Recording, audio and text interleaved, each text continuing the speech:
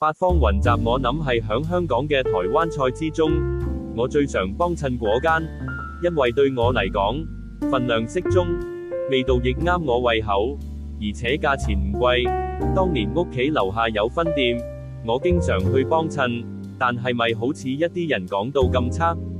我曾響自己嘅私人嘅 Thread post 話佢啲嘢食好味，結果有人講話難食，食味精，唔識欣賞，有好幾個留言更加話你食開屎架，垃圾都食等。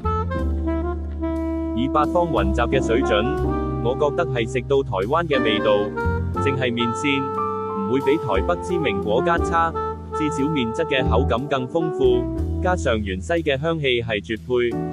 佢嘅水餃同鍋貼，我真係講唔出難食兩個字。我去過台灣好多次，我想話，台灣就係咁嘅味道。下一次就講下最多人排隊，又最多人鬧嘅平民餐廳。